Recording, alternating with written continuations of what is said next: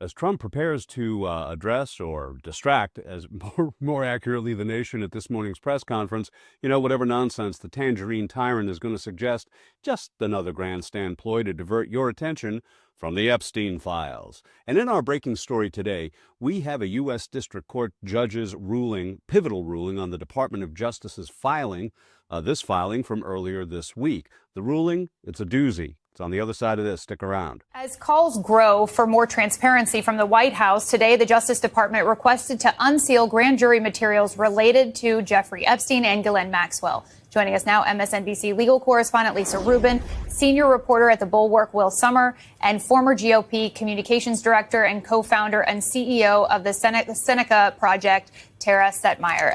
And Lisa, the DOJ is first trying to notify the individuals that may come up in these exhibits before they're unsealed. What does this filing now open up, and what does it mean for the timing we could see? So let's take a step back. Today was the deadline for the Department of Justice to tell the two judges in the Epstein and Maxwell cases, respectively, whether or not they also want the exhibits that were shown to witnesses at the grand jury to be unsealed themselves. And today they've said, yes, they want them unsealed. However, with appropriate redactions, not only for the victims, but for other parties who are personally identified therein.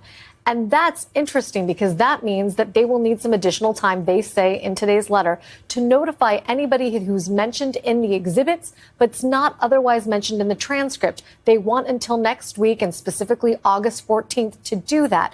This whole thing, in terms of at least the briefing, was supposed to be wrapped up earlier this week. So with each new filing, the Department of Justice seemingly is kicking the can down the road, buying itself time, allegedly to notify people, but also, from a victim's perspective, turning this into a drip, drip, drip that is all the more excruciatingly painful from their perspective. So speaking of that, I know you were just in our break getting more information from the lawyer from several of the victims. What are they saying?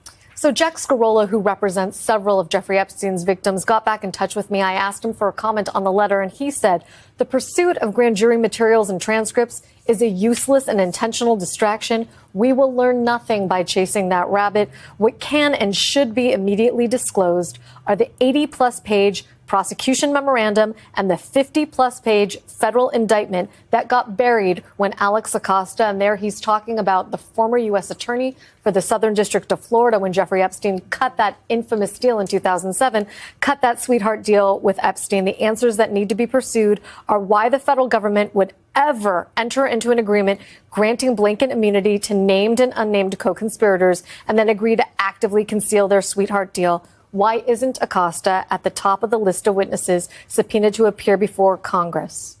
Good questions. Gee, I'd say those are pretty great questions because we know muddling the issue and delaying the process is a tried and true Trump tactic for saving one's orange skin. Now, today's breaking story, it's just great, comes from MSNBC, and that will seriously hamper Trump's desire to move past this preoccupation with pedophiles and the presidents who party with them. It definitely won't satisfy his MAGA base, who are currently at home sharpening their pocket knives as we speak. If you talk about this, I'm going to excommunicate you. Well, you're not the Pope, bro. The Epstein files need to be released. I would say make it all public. A big hoax that's perpetrated by the Democrats, and some stupid Republicans and foolish Republicans fall into the net. How to win friends and influence sheeple. Well, let's get right to our terrific breaking story from MSNBC. Doge request denied. It's 10 Eastern, 7 a.m. Pacific. I'm Ana Cabrera reporting from New York. Let's get right to that breaking news. Just moments ago, a federal judge denying the Justice Department's bid to unseal grand jury records from the criminal case against Ghislaine Maxwell, Epstein's accomplice, noting in part that the materials do not identify anyone other than Epstein or Maxwell who had sexual contact with a minor. And joining us now for more on this is MSNBC's Ken Delanian and former federal prosecutor Barrett Berger. So, Ken, break this down for us. What are we hearing from this judge?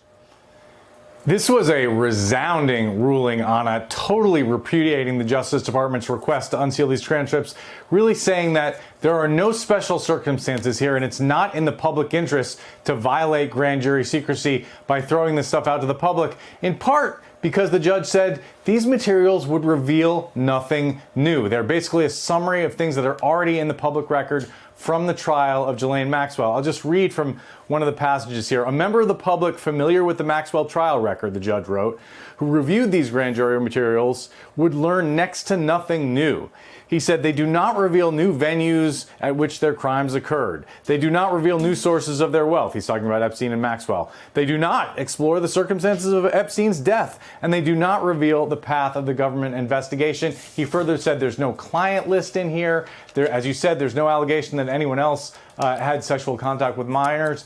And he is saying that really the only decent legal argument to release these transcripts, this was remarkable, is that it would show that the Justice Department's argument for doing so was totally disingenuous and may have been more about distraction than transparency. Those are the words of a federal judge, Anna. More about distraction than transparency? Yeah, you could say that. Hey, let's be clear. If the grand poobah of the GOP MAGA 7 Mountain Mandate Christian conservative movement wanted to move to end this, well, he could with an executive order, a wave of his hand, a swivel of his ample hips.